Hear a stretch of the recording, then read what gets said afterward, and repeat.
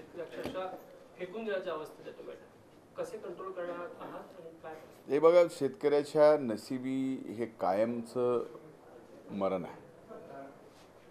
मी ज्यावेळेस चार्ज घेतला 15 जुलैला पहिली विभागाची बैठक कृषी घेतली, त्या दिवशी टमाट्याचे दर एवढे वाढले होते की टमाटे व्यापारी सांभाळण्यासाठी बोनसर लावत होते, त्यांना सिक्युरिटी द्यावी लागत होती, एवढे भाव गगनाला भिडले होते. आणि 2 महिन्यानंतरच आज सप्टेंबरच्या शेवटच्या आठवड्यात आहेत, तर टोमॅटोचे भाव एवढे घसरलेत की आज रस्त्यावरती फेकून देण्यापलीकडे शेतकऱ्याला पर्याय नाही आहे. ही अनिश्चितता जी आहे ती मागच्या अनेक वर्षापासून शेतीच्या संबंधात, त्यातल्या त्यात फळभाज्यामध्ये आणि इतर शेतीमध्ये सुद्धा फार मोठ्या प्रमाणात आहे. याला अनेक कारणांनी डिमांड सप्लायचा विषय आहे, त्याचबरोबर नैसर्गिक आपत्तीचा विषय आहे. कधी निसर्ग साथ देतो त्यावेळेस फार चांगलं उत्पन्न येतं, त्यावेळेस भाव खाली पडतात. ज्यावेळेस निसर्ग साथ देत नाही त्यावेळेस उत्पादन कमी होतं, भाव वाढतात. अशा दोन्ही परिस्थितीला सामोरं शेतकऱ्याला जावं लागतं. त्यामुळं एक प्रयत्न निश्चितच आहे की या अशा परिस्थितीमध्ये शेतकऱ्याला ज्या वेळेस असं प्रसंग आला त्यावेळेस हे सरकार आणि कृषी विभाग आणि त्यातल्या त्यात मी स्वतः अनेक वर्ष शेतकरी चळवळीमधून आल्यामुळे आम्ही शेतकऱ्यांना असं वाऱ्यावर पडू देणार नाहीत. कालही कांद्याच्या संबंधित जी बैठक पियुष गोयल साहेबांच्या सोबत या ठिकाणी झाली आणि त्या बैठकीमध्ये काही निर्णय दिल्लीला जाऊन घ्यावे लागतील असं ठरलं, त्यावेळेस टमाट्याच्या संदर्भात सुद्धा विषय झाला. कारण शेवटी ते कंझ्युमर अफेअर्स मिनिस्टर्स आहेत आणि एकूण देशभरातल्या 140 कोटी जनतेला म्हणजे ग्राहकाला सुद्धा समाधानकार भावाने मिळालं पाहिजे आणि शेतकऱ्याला सुद्धा त्याच्या कष्टाचं मोल मिळून त्याला समाधानकारक भाव मिळाला पाहिजे, हा मध्य काढायचा नेमका असतो. पण हो, आज नक्कीच परिस्थिती टमाट्याच्या शेतकऱ्याची वाईट आहे. 2 महिन्यापूर्वी तीच परिस्थिती अतिशय वेगळी होती. अशा परिस्थितीला निसर्गामुळे शेतकऱ्याच्या नशिबी वारंवार आली आणि त्या परिस्थितीत मात्र सरकार हे आम्ही त्यांच्या पाठीमागे उभे आहे. टोमॅटोचा भाव आपण पाहायला गेलं तर कधी कधी वाढतोय कधी उतरतोय, मात्र आता नुकसान होतंय. या संदर्भात काही राज्य सरकार? मला पहिल्यांदा माध्यमांचे आभार मानायचे की शेतकऱ्यांचं टमाट्याला भाव मिळत नसल्यामुळे फार काळजीपूर्वक त्यांचं नुकसान होतंय याच्या बातम्या आपण करताय. मी त्याबद्दल माध्यमांचे मनापासून आभार मानतो. कारण बातम्या यापूर्वी ज्यावेळेस टमाट्याचे भाव भिडले आणि ते कमी करण्याच्या संबंधात सुद्धा माध्यमांनी अशा पद्धतीनं विषय केला की काही मोठ्या मोठ्या प्रतिष्ठित माणसाचे ट्विट, जे की अख्ख्या राज्याचा टमाटर एकटाच व्यक्ती घेऊ शकतो, अशा व्यक्ती टमाटे भाव वाढल्यामुळे ट्विट आणि त्या ट्विटचं भांडवल करून माध्यमांनी पुढे विषय आणले की किती महागलं. पण आत्तासुद्धा आपण ह्या परिस्थितीमध्ये शेतकऱ्याच्या मागं आहात, मला या बाबतीत पहिल्यांदा जाणवलं म्हणून मी आपले आभार मानतो आहे. या परिस्थितीमध्ये खरंच शेतकऱ्याचं नुकसान होतं आहे. 3 तारखेला कॅबिनेटची बैठक आहे. हे टमाट्याच्या बाबतीमध्ये शेतकऱ्यांचं जे काही नुकसान झालेलं आहे त्या बाबतीमध्ये नक्कीच आम्ही कॅबिनेटच्या समोर हा विषय ठेवू. पण त्या अगोदर 29 तारखेला कांद्याच्या बाबतीतही काही निर्णय घेण्याच्या संबंधामध्ये बैठक माननीय पियुष गोयल साहेबांनी दिल्लीला बोलवलेली आहे. मी आणि माननीय पणन मंत्री राज्याचे सत्तार साहेब त्या बैठकीला जाणार आहोत. त्याच वेळेस आम्ही टमाट्याच्या बाबतीतही विचार करायला लावू एवढं निश्चित आहे. सर, कांद्याच्या संदर्भात लासलगावात गेल्या काही दिवसांपासून विक्री बंद आहे, तर तुम्ही शेतकऱ्यांशी संवाद साधणार आहात का या सगळ्या संदर्भात? मुळामध्ये विक्री बंद शेतकऱ्यांनी केलेली नाही आहे. पहिल्यांदा प्रश्न विचारताना आज शेतकरी विकायला तयार आहे, व्यापारी घ्यायला तयार नाही. आणि व्यापारी का घ्यायला तयार नाही तर व्यापाऱ्यांचं म्हणणं आहे की जे 40% कर एक्सपोर्टवरती लावलेला आहे तो त्या ठिकाणी कमी करा आणि ते कमी केला तर या ठिकाणी सर्वाधिक फायदा हा व्यापाऱ्यांचा होणार आहे, त्याच्यानंतर शेतकऱ्यांचा होणार आहे. त्यामुळंच आम्ही मधल्या काळामध्ये सलग 4-5 आठवडे जवळजवळ 10 सप्टेंबरपर्यंत पियुष गोयल साहेबांना विनंती करून कधी नाही ती ऐतिहासिक कांद्याला 2410 रुपये प्रति क्विंटल भाव काढला. त्यामुळं त्या काळामध्ये बाजारात व्यापाऱ्यांना 2500-2600 रुपयांनी कांदा घ्यावा लागला. कांदा नाफेडकडे जात होता. 2 लाख टन खरेदी करायची होती, त्यावेळेस 1 लाख टन नाफेडनी आणि NCCFनी खरेदी केली आणि त्यामुळं त्याच वेळेस बाजारामध्ये भावसुद्धा कांद्याचा चढला. आता आज कांद्याला भाव कमी आहे म्हणून व्यापार बंद नाही आहे. आजही या ठिकाणी नाफेड 2410 नाही, आता थोडासा कमी झाला आहे नाफेड आणि NSSFच्या बाबतीमध्ये. त्यातही ग्रेडिंग होते. कालच्या बैठकीतही हा मुद्दा झाला. पण आता एकूणच जर परिस्थिती पाहिली, आपण 40% कर कमी करण्याच्या बाबतीतही केंद्र सरकार सकारात्मक विचार करत आहे.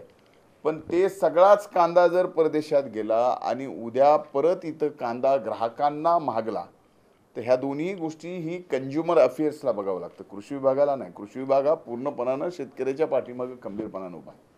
पण कंझ्युमर अफेअर्स काय विचार करतं की सामान्य ग्राहकालाही फार चढ्या भावाने न मिळता आणि शेतकऱ्याचे नुकसान न होता एक मध्य निघावा, म्हणूनच 2410 रुपये हा त्या ठिकाणी भाव काढला होता. 2400 भाव हा इतिहासात कधी यापूर्वी 10-15 वर्षात कांद्याला भाव मिळाला नाही. एवढा नाबार्डनी, केंद्र सरकारने आणि NCCFने या ठिकाणी जाहीर केला.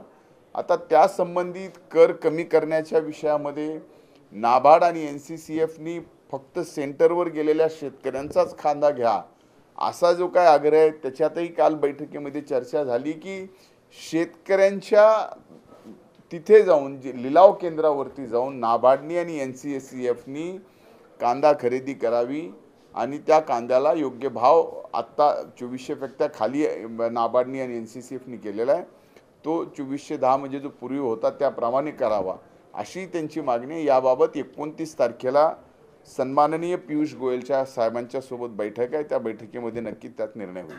सवाल हिंदी में कि जब हम देख रहे हैं कि आज 5 रुपये या 3 रुपये आ जाए, किसान वो टमाटर फेंकने वाली स्थिति में, क्या उसके तांत्रिक कारण है एक, और आप उसके लिए सरकार की ओर से क्या कुछ पहल करें? जैसे कैबिनेट की बैठक में आप कह रहे थे कि चर्चा होनी है, आप केंद्र तक भी मुद्दा ले जाएं। सबसे पहले मैं सभी मीडिया के लोगों को धन्यवाद देना चाहता हूं. किसानों की तरफ से ज़्यादातर जो सब्जियां बेचने वाले हमारे किसान हैं, उगाने वाले हमारे किसान हैं, उनकी तरफ से धन्यवाद करता हूं, क्योंकि आपने जब टमाटर के भाव किसानों को नहीं मिल रहे, उचित नहीं मिल रहे, इसकी फ़िक्र हो रही है और ये आप न्यूज़ कर रहे हो, उसके लिए मैं आप सबको धन्यवाद देता हूं. क्योंकि आज तक मैंने टमाटर के भाव बढ़े हुए और वो कितने बड़े हैं और उससे कितनी महंगाई बढ़ गई है और उस तरीके से बड़े बड़े लोगों का कितना नुकसान हो रहा है, ये सारी चीज़ें देख रहा था.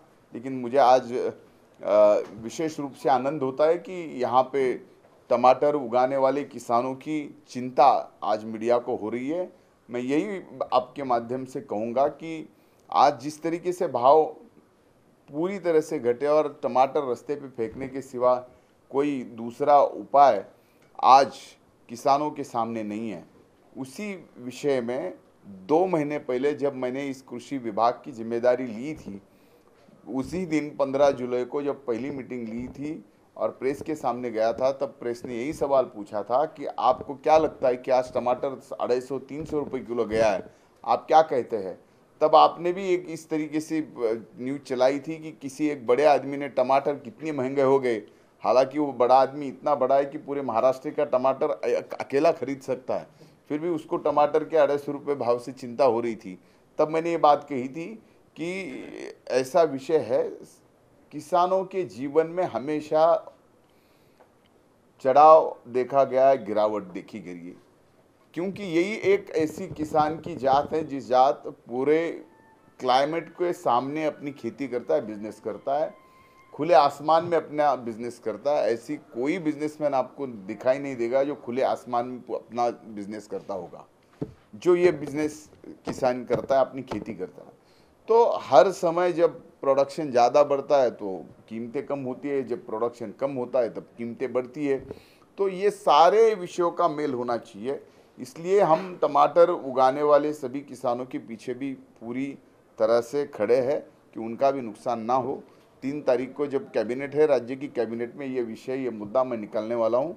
इसमें यकीनन कुछ ना कुछ सरकार की तरफ से रास्ता निकलेगा. सर पाहायला गेलं तर सध्या तुम्ही असं म्हणताय सत्ताधारी त्याच्यावर तोडगा काढताय असं विरोधक म्हणतात. कोण विरोधक? सचिव नव्हते नसण्याचा काय विषय? मित्र पक्षाची जी नेते आहे की असं म्हणते एक मुळामध्ये सचिव नव्हते म्हणून हा निर्णय विषय ठरलेला नाही असं आहे. अब्दुल सत्तार म्हणाले. हे बघा, मला त्या बाबतीत विषय बोलायचा नाही. सचिवाचा विषय, कुठले सचिव नव्हते? पियुष गोयलचे जे सेंटर एक मिनिट, असा विषय नसतो. त्या ठिकाणी जे काही आपल्याला या पियुष गोयल साहेबांकडनं आणि केंद्र सरकारकडनं मदत घ्यायची आहे, या मदतीमध्ये सचिव असो नसो त्या ठिकाणी निर्णय घेता येतो. 2410 रुपये ज्यावेळेस या ठिकाणी निर्णय झाला कांदा खरेदी करण्याचा, त्यावेळेस पियुष गोयल साहेबांनी स्वतःच्या घरी आम्हा सर्वांना बोलून निर्णय करून या ठिकाणी बाहेर येऊन मी स्वतः प्रेसला सांगितलं आणि नंतर त्यांच्या नाबार्ड, NCCF आणि त्यांच्या अधिकाऱ्याच्या समवेत एक प्रेस कॉन्फरन्स घेतली आणि त्या ठिकाणी जाहीर केलं. आता या बाबतीमध्ये जर कांद्याची 40% एक्सपोर्ट ड्युटी जी लावल्या गेलेली आहे ती कमी करायची असेल तर त्याचा निर्णय मात्र इथे मुंबईमध्ये कंझ्युमर अफेअर्स मिनिस्टर घेऊ शकत नाही. त्यांना ते दिल्लीमध्येच घ्यावा लागतो. त्यांना त्या अधिकाऱ्यांच्या सोबत सर्वांसोबत बसून निर्णय घ्यावा लागेल. जी पहिली मागणी आहे व्यापाऱ्यांची. दुसरी मागणी ही आहे की जे 2410 रुपये कांदा आहे, जो आत्ता थोडासा दर नाफेडनी आणि NCCFनी या ठिकाणी कमी केला आहे, तर ते दर त्याच दरापर्यंत यावा आणि त्यांनी खरेदी वाढावी. खरेदी करत असताना त्यांनी खरेदी ही त्यांच्या सेंटरवरती नाही तर ती खरेदी मार्केटमध्ये जिथं लिलाव होतो कांद्याचा तिथं जाऊन खरेदी करावी ही त्यांची मागणी आहे. तर तो निर्णयसुद्धा इथं होऊ शकत नव्हता. त्या निर्णयाच्या संदर्भात सुद्धा बैठक NCCF आणि नाफेड यांच्या एकत्रित बैठकीमध्ये तो निर्णय घेऊन त्यामध्ये करायचा आणि त्या बाबतीत 29 तारखेला बैठक लावायची. एवढा साधा सरळ सोपा विषय आहे. दूसरा सवाल ये कि खास लोकसभा चुनाव जो बारामती लोकसभा कॉन्स्टिट्यूंसी है उसमें सुनीता पवार या पार्थ पवार लड़ सकते हैं, ऐसी जो चर्चा शुरू हुई है सुप्रिया सुले के खिलाफ ये दो उम्मीदवार हो सकते हैं, इसके बारे में क्या कहें? क्या ऐसी परिस्थिति है? देखिए, मैं ये समझता हूँ कि आप जो सवाल आपने उठाया है उस सवाल का जवाब सही मायने में अगर कोई दे सकता है तो हमारे राज्य के अध्यक्ष आदरणीय सुनील तटकरे साहब दे सकते हैं और दूसरा हमारे नेता पार्टी के राष्ट्रीय अध्यक्ष आदरणीय अजीतदादा पवार दे सकते हैं. इसलिए मैं ये उचित नहीं समझता हूँ कि मैंने इस सवाल का जवाब देना चाहिए. राजनीति में क्या होना है क्या नहीं होना है, कौन उम्मीदवार किसके सामने खड़ा रहना है, क्या करना है, ये पार्टी मिलके तय करती है और मिलके तय करने में जो निर्णय प्रक्रिया होती है उसके बाद राष्ट्रीय अध्यक्ष या राज्य के अध्यक्ष उसमें वो घोषित करतात. सर, आपण सांगितलं की सुनील तटकरे पत्रकार परिषदेत दाखवले आणि त्यांना अध्यक्ष बनवण्यासाठी शरद पवार आणि इतर नेत्यांनी स्वतः सह्या केल्याचं पत्र दिलं. अजित पवार आणि प्रफुल्ल पटेल यांची सही आहे त्या पत्रावर. एक लक्षात घ्या की ही पत्र कधीची आहेत आणि हे पत्राचा जो काही संदर्भ त्यांनी दिलेला आहे त्याच्या तारखा जर आपण बघितल्या तर फार चांगलं झालं असतं. त्या तारखा बघून प्रश्न आणि माध्यमांनी त्या प्रश्नावरती चर्चा करावी असा मी मोकळेपणाने मत व्यक्त करणारा व्यक्ती आहे. तो दूसरा प्रश्न एक मुद्दा क्रमांक 2 की काल ज्यावेळेस नागालँडपासून सर्व आमदार त्या ठिकाणी आले, त्या आमदारांनी अगोदरच समर्थन या ठिकाणी NDAला दिलेलं आहे. ते आमदार सुद्धा या ठिकाणी आज राष्ट्रवादी काँग्रेस पक्षासोबत आदरणीय अजितदादा पवार साहेबांच्या नेतृत्वाखाली या ठिकाणी आलेले आहेत. त्यामुळं स्वाभाविक आहे की वारंवार आव्हाडांना हे सांगावं लागतं की आदरणीय पवारसाहेब हे अध्यक्ष आहेत. त्या बाबतीत आम्हाला त्याचं उत्तर द्यायचं नाही. हा आता पूर्णपणानं विषय हा इलेक्शन कमिशनकडे आहे. त्यामुळे इलेक्शन कमिशन या बाबतीत 6 तारखेला 6 ऑक्टोबरला निर्णय देणार आहे. तोपर्यंत आपणही वाट बघावी आणि सर्वांनीच वाट बघावी. आव्हाड असं म्हणतात की कुठेतरी संभ्रम निर्माण करण्याचा प्रयत्न तुमच्याकडनं केला जातोय. तुम्ही नाही, नेमका एक मिनिट, नेमका संभ्रम कुणाचा? मला कुणाचा? जनतेला कळालंय जे कळायचंय ते. आता संभ्रम कुणाचा? परंतु जितेंद्र आव्हाड म्हणतात की ते स्वतः संभ्रमित असतील असं मला वाटतं एकंदरीत त्यांच्या. कारण की संभ्रम कुणाच्याच मनात राहिला नाही. 2 विषय सरळ सरळ आहेत. इलेक्शन कमिशनमध्ये मॅटर आहे आणि 6 तारखेला याची सुनावणी आहे. यात संभ्रम कुणाचा निर्माण करायचा आहे? सर सवाल जुड़ा हुआ है कि अभी संजय वो अपने बंगले में कई कलाकारों को बुलाते हैं, खाना खिलाते हैं, जबकि महाराष्ट्र की स्थिति जो है वो नाजुक है। ऐसे समय में आप क्या कहेंगे? नहीं, देखिए ये जिन्होंने सवाल, देखिए ऐसा है कि आपको सुबह सुबह सबसे पहले जो ब्रेकफास्ट लगता है ना, तो मीडिया को ब्रेकफास्ट देने वाले संजय राउत साहब हैं। वो पॉलिटिकल ब्रेकफास्ट। हाँ, वही तो मैं कह रहा हूँ। तो वही तो पॉलिटिकल ब्रेकफास्ट ही होता है। न्यूज़ वालों को सुबह का मॉर्निंग का ब्रेकफास्ट आप जब फिजिकली खाते हो तो इसके लिए तो चाहिए कि नहीं चाहिए, तो वो वहाँ से मिलता है। तो ब्रेकफास्ट मिलने के बाद जो भी प्रश्न उपस्थित होते हैं वो आपको दिन भर का खाना उससे मिलता है। तो मैं ये समझता हूँ कि ये ऐसे अभूतपूर्व नेता है कि जिनको पूरे अंतर्राष्ट्रीय स्तर का एक आलोचनात्मक राजनीतिक नेता बनाना चाहिए। अब ऐसा किसी ने कहा कि मातोश्री पे भी कई मान्यवर अभिनेता लोग गणपति के लिए गए हैं, और वो गए हैं, आए हैं। इसके पहले भी कौन कौन नेता आते थे, बैठते थे। श्रद्धेय बाला साहब ठाकरे साहब के साथ कौन आता था, कौन जाता था, कौन बैठता था, उस समय तो कोई सवाल नहीं उठता था। आज माननीय मुख्यमंत्री के घर में गणपति जब आया है, ये एक त्यौहार है, वो इसको एक ऐतिहासिक है और ये रिलीजियस है। आप सबके घर में भी गणपति बैठता है।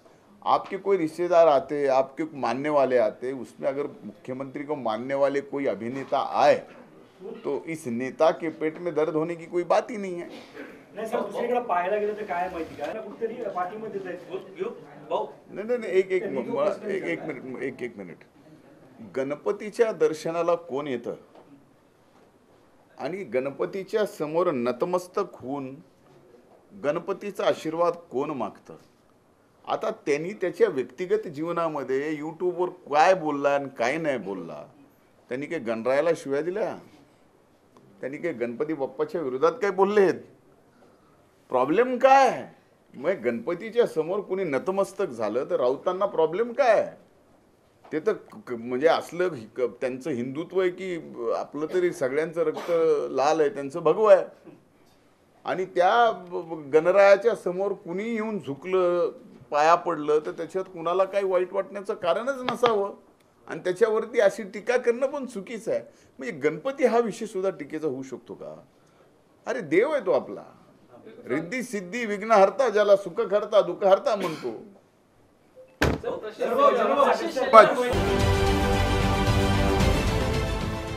देश विदेशातील प्रत्येक घडामोडींचे लाईव्ह अपडेट मिळवण्यासाठी आता साम टीव्हीच्या सर्व सोशल मीडिया प्लॅटफॉर्मला लाईक, फॉलो आणि सबस्क्राईब करा। तसंच सर्व नोटिफिकेशनसाठी बेल आयकॉन प्रेस करायला विसरू नका।